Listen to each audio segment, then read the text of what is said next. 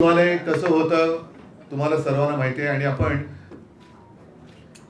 जसजसा काळ पुढे सरकतोय तसतसं नूतनीकरणाच्या निमित्ताने सुद्धा पुढे सरकत आहोत. आज सुरुवातच मी पत्रकारांशी संवाद साधून करायचं ठरवलं. मुद्दे म्हटले तर अनेक आहेत. काही मुद्द्यांना स्पर्श करता येईल, काही मुद्दे हे नंतर जाहीर सभांमधून मी मांडेन. नुकत्याच झालेल्या 4-5 राज्यांच्या निवडणुका आहेत, त्याच्यात लागलेले निकाल आहेत. महाराष्ट्रामध्ये शेतकऱ्यांची जी काही दैनावस्था आहे ती अवकाळीमुळे झालेली आहे, दुष्काळामुळे झालेली आहे, नापिकीमुळे झालेली आहे. तिथे सरकार काही लक्ष द्यायला तयार नाही, तो एक मुद्दा आहे. त्याच्यानंतर मुंबईसाठी जो अत्यंत महत्त्वाचा मुद्दा आहे त्याच्यावरती सुद्धा मी येणार आहे. पण सुरुवात करताना ज्या राज्यांच्या निवडणुका झाल्या त्याचे निकाल लागलेत, जे जिंकलेत त्यांचं अभिनंदन मी परवाच्याच कार्यक्रमात केलेले आहे. या निमित्ताने एक प्रश्न मी उपस्थित केला होता आणि निवडणूक आयोगाला एक पत्र लिहिलं होतं की निवडणूक प्रचारामध्ये देवाच्या नावाने किंवा धर्माच्या नावाने आधारावरती मतं मागितली तर तो गुन्हा होतो की नाही. कारण आपल्याला कल्पना आहे, मी जे पत्र निवडणूक आयोगाला लिहिलेलं आहे, आयुक्ताने लिहिलेलं आहे, त्याच्यात स्पष्ट मी उदाहरणासह नमूद केलेले आहे की कर्नाटकाच्या निवडणुकीत माननीय पंतप्रधान बजरंगबली की जय म्हणून मतदानाचं बटन दाबा तुम्ही असं म्हटले होते. अमित शहा आपल्या देशाचे केंद्रीय गृहमंत्री हे मध्य प्रदेशच्या निवडणुकीत भाजपला मत दिल्यानंतर आम्ही रामलल्लाचं दर्शन तुम्हाला फुकट करून देऊ असं म्हणाले होते. त्याच वेळेला मी आठवण करून दिली होती की या देशातले नव्हे जगातले एकमेव हिंदू हृदय सम्राट, गद्दार हृदय सम्राटांबद्दल माझं काही म्हणणं नाहीये, पण एकमेव हिंदू हृदय सम्राट शिवसेना प्रमुख बाळासाहेब ठाकरे यांनी त्यावेळेला आपल्या भाषणामध्ये हिंदुत्वाचा मुद्दा घेतला होता, राम मंदिराचा मुद्दा घेतला होता. त्यावेळेला मात्र त्यांच्यावरती निवडणूक आयोगाने 6 वर्ष निवडणूक लढवायला तर बंदी केली होती. ती पुरेशी नाही वाटली म्हणून मतदानाचा मूलभूत अधिकार सुद्धा काढला होता. आज त्याच्यामध्ये काही बदल झाला आहे का असं पत्र मी त्यांना विचारलं होतं. पत्रात अजून त्यांचं काही उत्तर आलेलं नाही. उत्तर आलेलं नाही याचा अर्थ मी असं मानू का हा आज आपल्या माध्यमातून त्यांना प्रश्न विचारतोय की होय, देवाच्या नावाने धर्माच्या नावाने मत मागायला काही आमची हरकत नाही, आणि ती जर हरकत नाही असं तुमचं उत्तर थोड्या दिवसात आलं नाही तर आम्ही तुमची मान्यता गृहीत धरून येत्या सर्व निवडणुकांमध्ये जय भवानी जय शिवाजी, हर हर महादेव, गणपती बाप्पा मोरया आणि मग जे काय आमचे धर्माचे हिंदुत्वाचे प्रश्न असतील ते उघडपणाने मांडू. त्यावेळेला मात्र आपण कारवाई करता कामा नये, कारवाई आपल्याला करता येणार नाही. हा एक महत्वाचा प्रश्न आहे. दुसरा, शेतकऱ्यांची अवस्था फार वाईट आहे. सरकार आपल्या दारी म्हणून जो काही बोगसपणा चाललेला होता तो आता बंद पडलेला आहे, कारण कोणी त्यांना दारात पण उभं करायला येत नाहीये. एक 4-5 दिवसापूर्वी मी अचानक काही माध्यमांशी बोललो होतो, ते एवढ्यासाठी की हिंगोली मधले काही शेतकरी मातोश्रीवरती आले होते आणि फार भयानक परिस्थिती आहे त्यांची. कोणी त्यांना विचारत नाही. पीक विम्याचे पैसे मिळत नाहीयेत. पीक विमा घोटाळा हा तर एक वेगळा विषय आहे, त्याच्यावरती सविस्तर मी कधीतरी बोलेनच. मात्र ज्या वेळेला महाविकास आघाडीचं सरकार आलं होतं आणि एकमेव अधिवेशन जे नागपूरला झालं होतं त्या जवळपास पहिल्याच पूर्ण अधिवेशन तेच पहिलं झालं होतं आणि एकच झालं होतं तेव्हा नागपूरचं. त्याच अधिवेशनात मी मुख्यमंत्री म्हणून माझ्या राज्यातल्या शेतकऱ्यांचं 2 लाखापर्यंत पीक कर्ज माफ केलं होतं, त्यांना कर्जमुक्त केलं होतं आणि ते केलं होतं.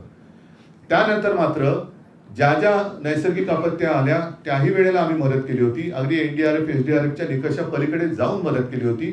म्हणून शेतकरी हा त्या संकटात सुद्धा तग धरून होता. एवढंच नव्हे तर करोना काळच्या संकटात आपली अर्थव्यवस्था जी तारली होती ती या शेतकऱ्यांनी तारून धरली होती. आता मात्र संकटामागून संकट येत आहेत. या सरकारचा उल्लेख मी दुष्काळात 13वा महिना आधी असा केलेलाच आहे. कर्ज डोक्यावरती वाढते, बँकांचे तगादे मागे लागलेले आहेत, विमा कंपन्यांची दारं ठोठावली तरी उघडली जात नाहीयेत, फोन उचलले जात नाहीत. म्हणून एकतर आता ही सगळी थोतांड नाटकं बंद करा आणि जशी आम्ही कर्जमुक्ती केली होती तशी सर्व शेतकऱ्यांची कर्जमुक्ती पुन्हा एकदा लवकरात लवकर करा. कारण निवडणुका तोंडावरती आहेत. घोषणा करून एक भूलभुलैया करू नका, कारण गॅसचे भाव जसे निवडणुकीच्या आधी कमी केले होते आणि निवडणुकीचं मतदान झाल्याबरोबर ते वाढवले होते. अवकाळीचा फटका आहे, त्याच्यात पंचनामे सुरू झाले असं मला काही दिसत नाही कुठे.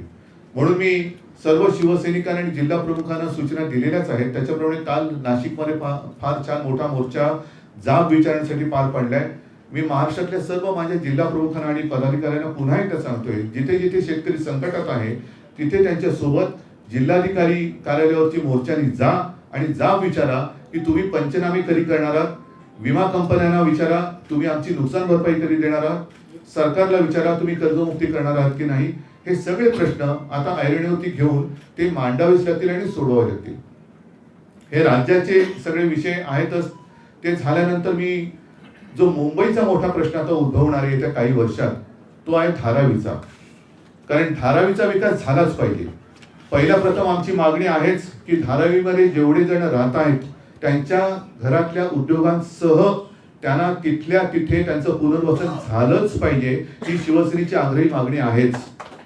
आणि ती मागणी, कारण आता धारावीला स्पेशल प्रोजेक्ट म्हणून जाहीर केलेला आहे. इतर ठिकाणी झोपडपट्टीमध्ये साधारणतः 400-450 फुटाच्या जागा मिळतात. इकडे मात्र स्पेशल प्रोजेक्ट असलं तरी 300 फूट. तसं चालणार नाही. या धारावीकरांना सुद्धा 400 नाही तर 500 फूट हे धारावीकरांनी आता ठरवायचंय. 500 फुटापर्यंतची जागा ही दिली गेलीच पाहिजे. आजपर्यंत साधारणतः 50-60 हजार झोपड्या तिकडे पात्र ठरवण्यात आलेले आहेत झोपडीधारक. अजूनही 58,000, अजूनही जवळपास 80 ते 90 हजार झोपड्या या पात्र अपात्रतेच्या सीमेवरती आहेत. म्हणजे एवढ्या सगळ्या धारावीकरांना हे आत्ताचे जे विकासक आहेत, अगदी नाव घेऊन बोलायचं झालं तर अदानी, हे धारावी बाहेर काढतायत का, काढणार आहेत का? हा विषय एक धारावी पुरता होता, तो गेले अनेक वर्ष आम्ही हाताळत होतो.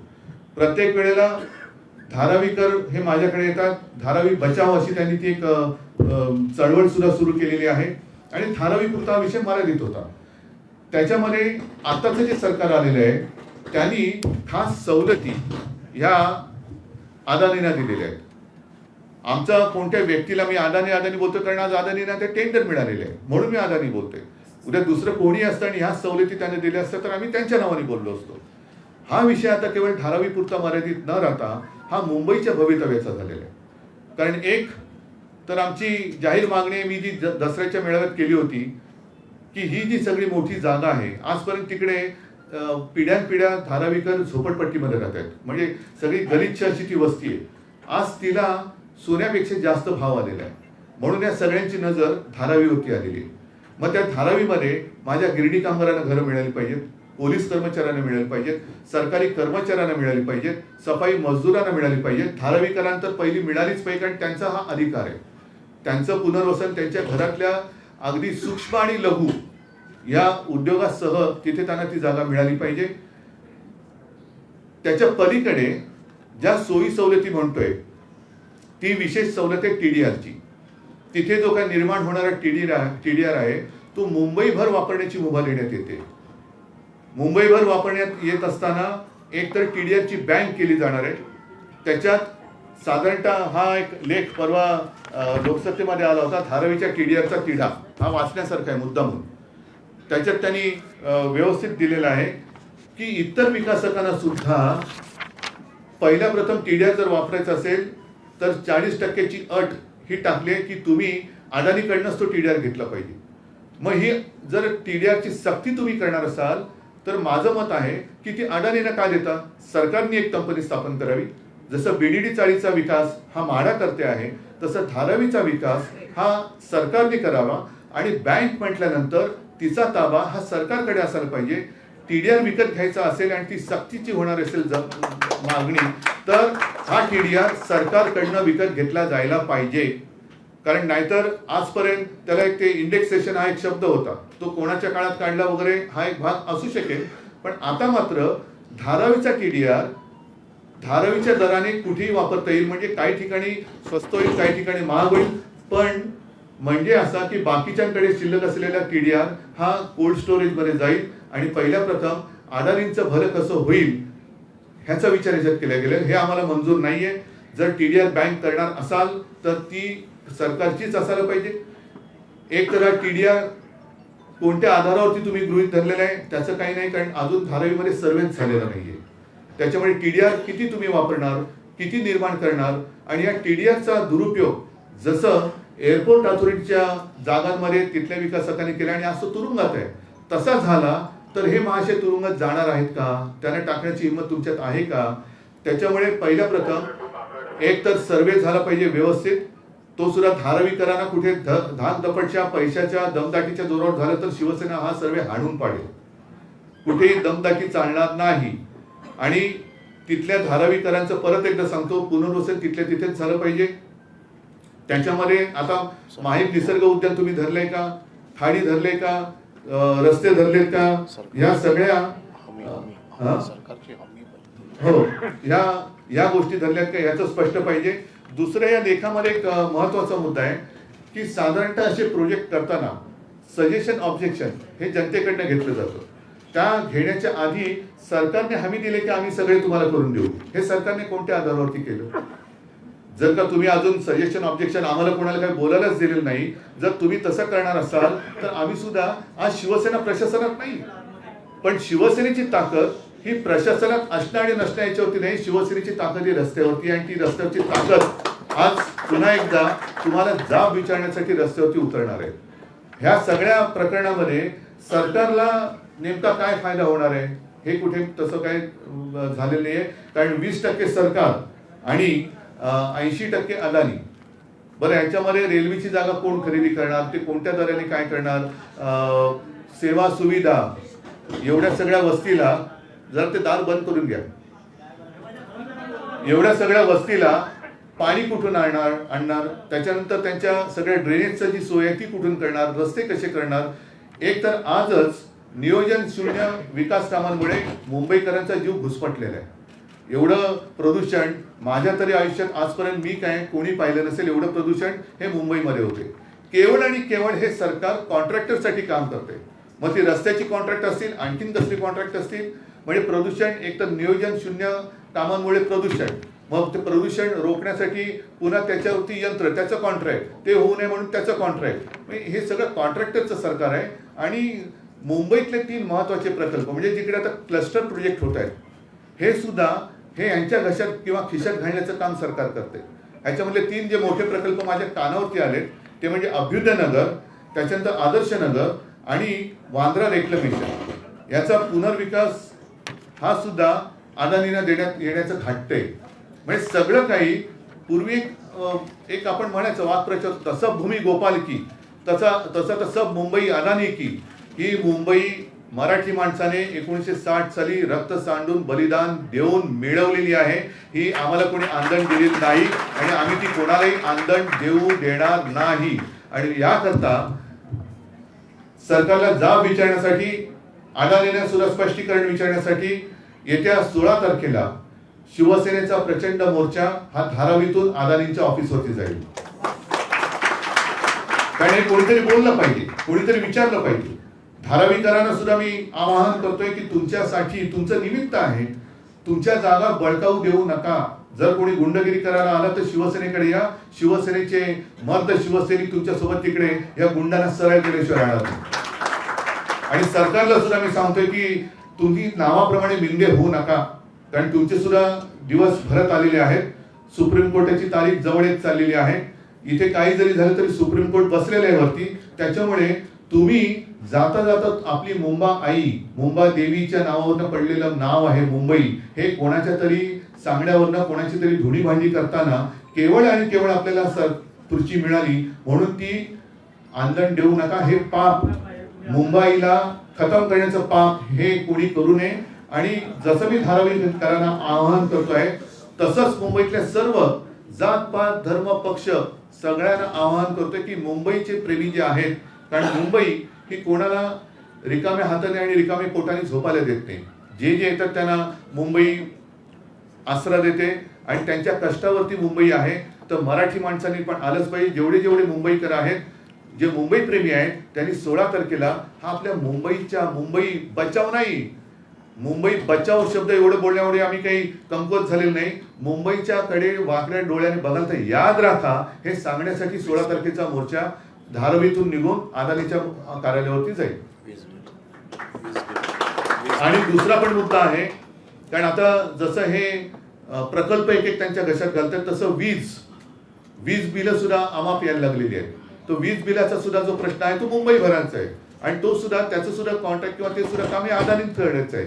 त्याच्यामुळे सगळ्याच एकदा सोक्षमोक्ष आता लावायची वेळ आलेली आहे की मुंबईकरांनी नुसते कष्टच उपसत बसायचे का, आणि मुंबईचे सगळे चांगले म्हणजे आता डायमंड मार्केट असेल सगळं असेल ते अहमदाबाद ते सगळं गुजरातला, मग मुंबईकरांनी करायचं काय, आणि मुंबईकरांनी नुसतं काय यांची धुडी भांडी करायची का.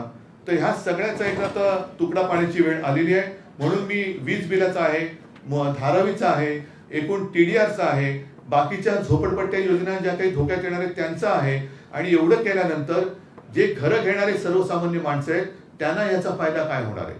आणि म्हणून मी परत सांगतो की आम्ही कुठेही विकासाच्या आड नाही.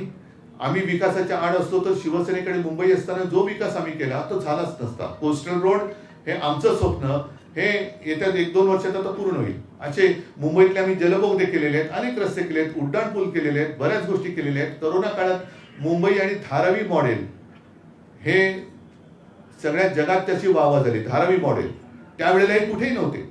म्हणजे धारावी जेव्हा अडचणीत होते, धारावीतली लोक जागतायत की मरतायत अशा अवस्थेत असताना हे विकासक वगैरे कोणी मदतीला आलेले नव्हते. आज सगळं मैदान साफ झालंय असं त्यांना वाटत असेल तर तसं झालेलं नाही. शिवसेना तुम्ही किती फोडायचा प्रयत्न केला, तिला प्रशासनातून बाजूला काढायचा प्रयत्न केला, कशाला. माझं आज पुन्हा आव्हान आहे की 4 राज्यांच्या निवडणुका झाल्या, 5 राज्यांच्या झाल्या, भाजपाला भरघोस यश मिळालं. चला माझं आव्हान आहे की पहिली तुम्ही मुंबई महापालिका निवडणुका घ्या, मुंबई महापालिकेची निवडणुका, आणि त्या पलीकडे जाऊन आज सामनाच जो अग्रलेख आहे की एवढी तुमची लाट आहे तर त्या लाटेमध्ये एकच निवडणूक तुम्ही लोकसभेची बॅलेट पेपरवरती घेऊन दाखवा.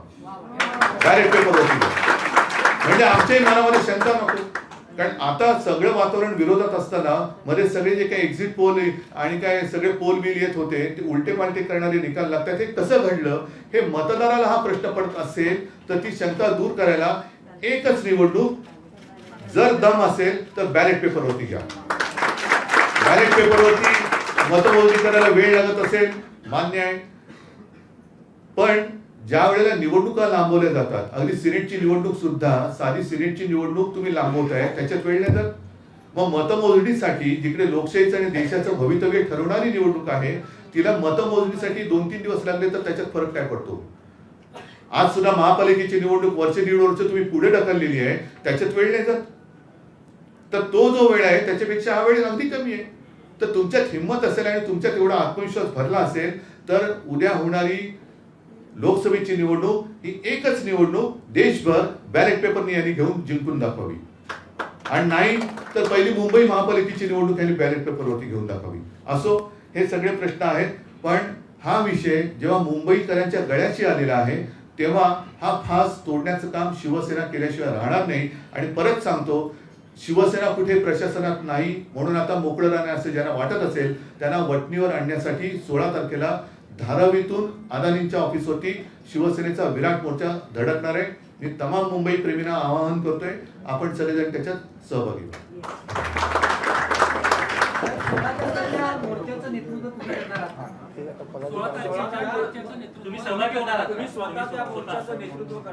मला आता तुम्ही करताय, मी माझी हरकत नाही.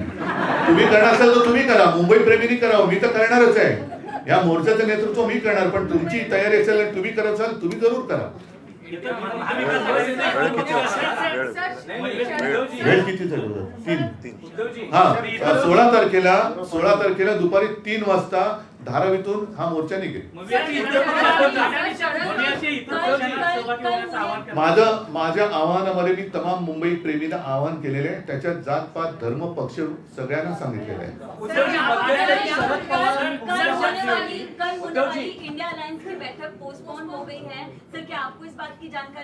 मैं 16 तारीख को मोर्चा में आने के लिए आपको भी आमंत्रित करता हूँ, क्योंकि मुंबई का विषय है, धारावी का विषय है, तो आप भी उसमें आइए.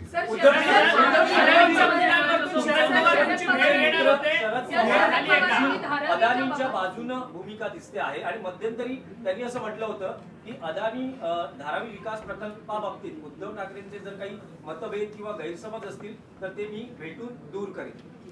माझे गैरसमज असावेत अशीच माझी इच्छा आहे की हे जे काय सगळं मी मांडलेलं आहे, हा सुद्धा पेपरमध्ये आलेला हा लेख आहे, हा सुद्धा तुम्ही वाचा. हे सगळे माझे गैरसमज असावे आणि इतरांना जशा काही गोष्टी बंधनकारक आहेत तशा अदानींना सुद्धा असाव्यात आणि त्यानं दिलेल्या सवलती हा माझा गैरसमज असावा अशी माझी प्रामाणिक इच्छा आहे. शरद पवारांनी या विषयावर नाही, एकाने कोणतरी बोला ना. शरद पवारांनी या विषयावर जर तुमच्याशी चर्चा केली तर त्यातून मी आता 16 तारखेचा मोर्चा जाहीर केलेला आहे आणि त्याच्यामध्ये शरद पवार साहेबांपेक्षा सरकारने भूमिका जाहीर करावी की नेमकं काय आहे. टीडीआर कशाच्या आधारावरती तुम्ही काढलंय, टीडीआरची बँक अदानीच्या ताब्यात बँकेच्या ताब्यात का देणार आहात, ती सरकारकडे का नाही, आणि बीडीडी चाळीचा विकास जसं म्हाडाच्या अंतर्गत करतोय, कारण याच्यामध्ये शेवटी अदानी स्वतः उभं राहून विकास करणार आहेत का, ते सुद्धा सब कॉन्ट्रॅक्टर नेमणार आहेत. मी जेव्हा मुख्यमंत्री होतो तेव्हा हाही विचार चालला होता की जशी ती झोपडपट्टी पुनर्विकासासाठी आपण एक कंपनी केली होती तशी एक कंपनी करून धारावीचा विकास करा. जगातले चांगले तिथले लोक येतील, टाउन प्लॅनिंग होईल. आता टाउन प्लॅनिंग सुद्धा मला वाटतं सरकारने करून त्याने दिले, मग अदानीने काय केले, ते सब कॉन्ट्रॅक्ट नेमणार, पैसा सरकारचा, जमीन टीडीआर आधी विकून पळाले तर कोण काय करणार. त्याच्यामुळे पहिला टीडीआरचा एक निकाल लावा आणि टीडीआरचा निकाल लावल्यानंतर जोपर्यंत तिथला विकास होत नाही तोपर्यंत टीडीआर विकायला बंदी करा. मी शिवसेनेपुरतं बोलतो, बाकीच्या पक्षांचं मी बोलत नाही. मी शिवसेनेचा पक्षप्रमुख आहे, शिवसेनेचा मोर्चा मी आज जाहीर केलेला आहे.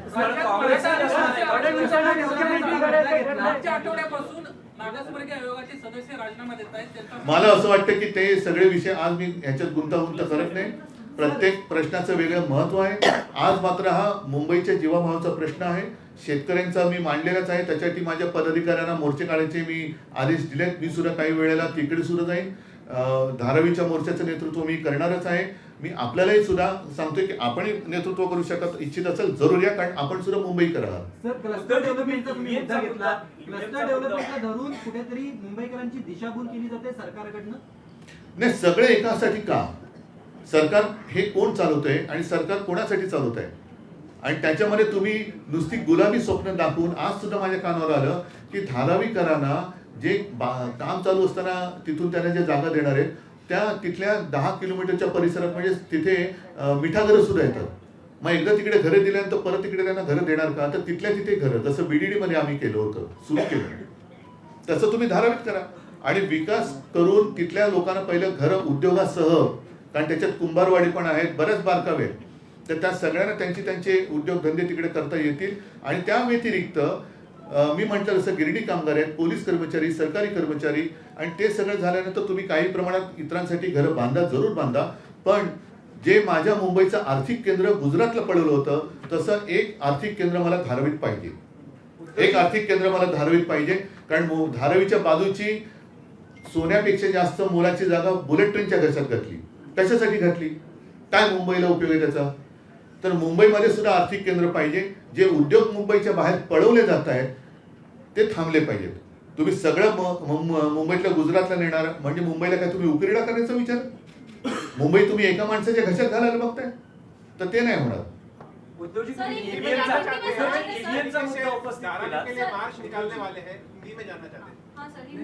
मैंने जैसे कहा कि सारी बातें सिर्फ अदानी के लिए की जा रही है ऐसे लग रहा है.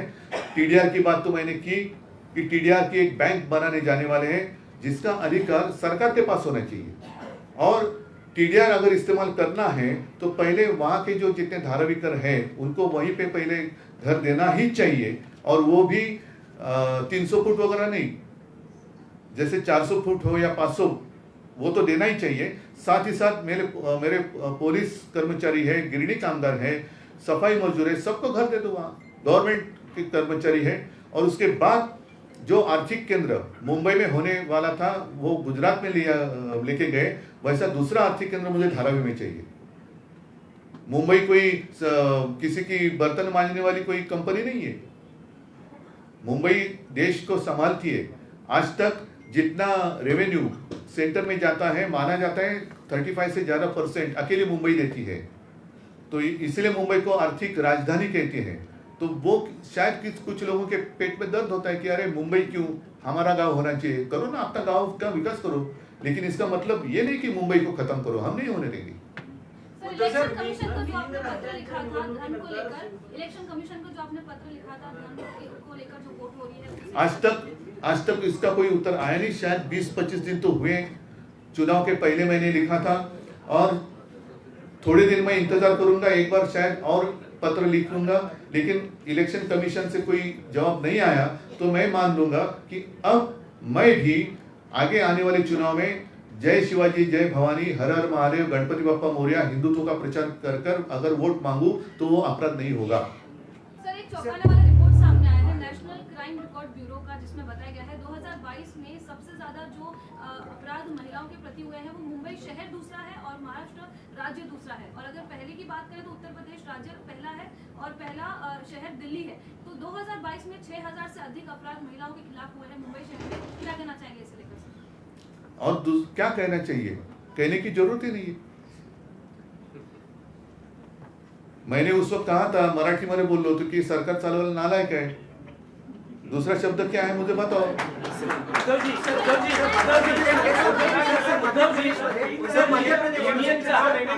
बीएमसी चुनाव लीजिए, ऐसा आप खुला चैलेंज कर रहे हैं। बीएमसी चुनाव लीजिए। अरे पहले सीनेट का इलेक्शन ले लो। मध्य प्रदेशमध्ये लाडली बहिणा प्रभावी ठरली, महाराष्ट्रामध्ये पण केंद्र सरकारच्या मला कळलं, जरा परत जरा। मध्य प्रदेशमध्ये लाडली बहिणा हिचा प्रभाव ठरला, परिणाम दिसला। केंद्र सरकारच्या पण राज्यात मोठ्या प्रमाणात महिलांसाठी नहीं, लाडली बहना ठीक है, पर लाडली बहनाला हा जो प्रश्न होता कि गए साल मुंबई में ज्यादा से ज्यादा मुंबई नंबर 2 पर है, महिलाओं के ऊपर अत्याचार हुए हैं। तो लाडली बहना ये जो बात है मध्य प्रदेश में शायद उसका उपयोग या ये हुआ होगा, मणिपुर में क्यों नहीं हो रहा है, महाराष्ट्र में क्यों नहीं हो रहा है? क्या उनकी सब बहना होती है प्रश्न अर्धवट आहे। हो, पण म्हणूनच माझं काय म्हणणं आहे की लाडली बहिणा जर मध्य प्रदेशमध्ये यशस्वी झाले असेल तर मुंबईमध्ये, आता आपण प्रश्न विचारला, महिलांच्या अत्याचारात मुंबई नंबर 2 हे लज्जास्पद आहे का? इकडे इथल्या महिला बहिणी नाही आहेत आपल्या? मणिपूर मधल्या भगिनी आपल्या भगिनी नाही आहेत महिला?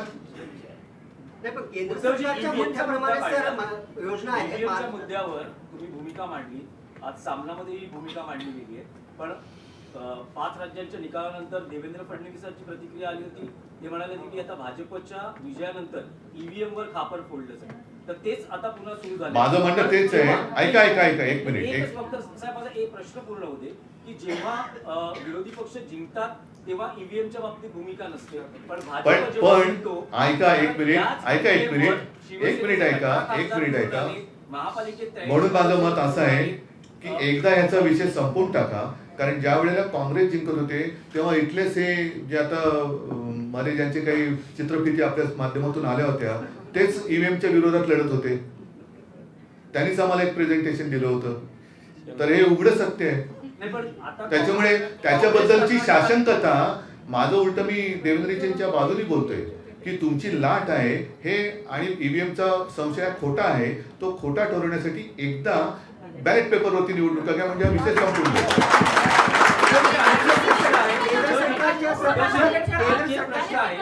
राहुल गांधींनी जे पंतप्रधान नरेंद्र मोदींच्या बाबतीत विधान केलं होतं, त्यांचा पनौती जो उल्लेख केला होता, त्याचा फटका 5 राज्यांच्या निकालांमध्ये आपल्याला पाहायला मिळाला। नाही, मी त्या राज्यात काही फिरलेलो नाही, त्याच्यामुळे मी त्याच्याबद्दल बोलत नाही। मी माझ्या महाराष्ट्रापुरता आणि मुंबईपुरता बोलतोय। म्हणून मुंबईच्या पुन्हा एकदा सांगतो, गळ्याशी येणारा विकासक त्याला जाब विचारण्यासाठी येत्या 16 तारखेला दुपारी 3 वाजता धारावीतून मुंबई प्रेमींचा मोर्चा शिवसेनेच्या माझ्या नेतृत्वाखाली निघेल आणि तो अदानीच्या ऑफिसवरती जाईल। धन्यवाद।